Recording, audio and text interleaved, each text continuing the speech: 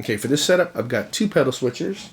I've got one dealing with sort of the overdrive distortion stuff, and then a second one here that's going to take care of flanging and phasing, and also A-Bing in front of my amp.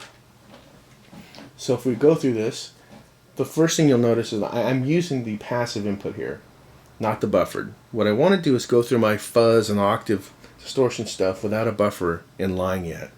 So again, passive input, and then I go to an Octavia.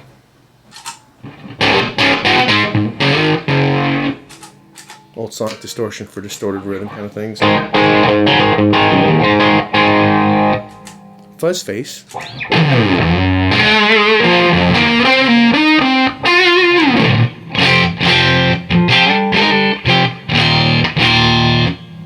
And then, last thing on an old tube driver.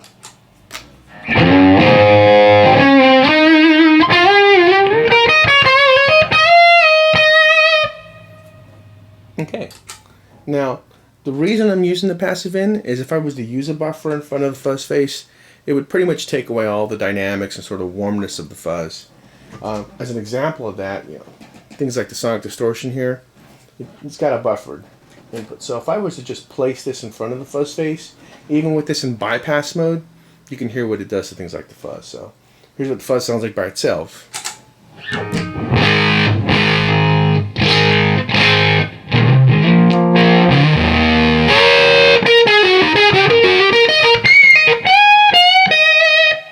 And then, by just placing the sonic distortion even in bypass mode with a buffer in it, you'll notice how it changes the fuzz sound.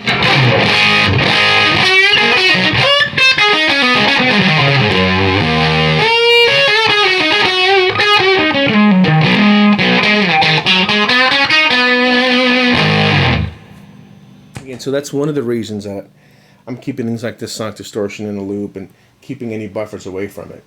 Now, there's a secret trick to this is by using the second pedal switcher here, I'm actually going to use the buffered input. The reason is things like this fuzz are also pretty sensitive to what it's running into. So, buffered input here is a 1 mega ohm impedance. That, to the fuzz face, looks like it's the front of a Fender or Marshall amp. So, by using the buffer input here, I can maintain what this stuff sounds like, and then I'm able to drive the rest of my signal through things like phasing and flanging and possibly another 15 or 20 feet of cable. So let me show you what that sounds like. So just these loops over here, got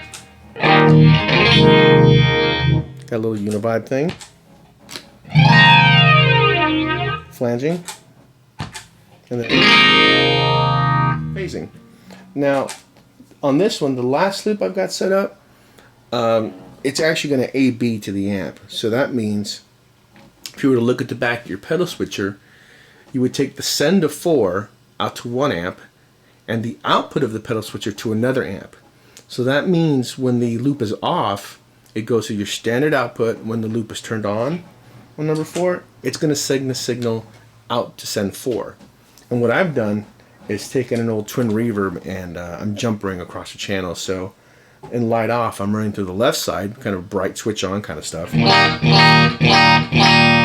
When the light's on, it's going over to the other side of the amp with the bright switch off and the treble rolled back a little. A lot more mid-range, a little more bass. And that comes in really helpful when I say I want to, I'm playing the tube driver and I run a really bright kind of crunchy sound with it.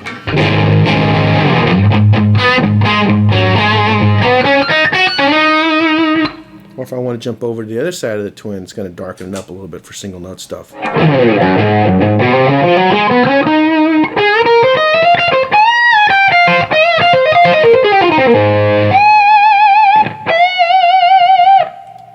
Also for stuff like the what I've got the microvibe set up for is I actually like that in sort of the kind of clean, bright amp and with the sonic distortion.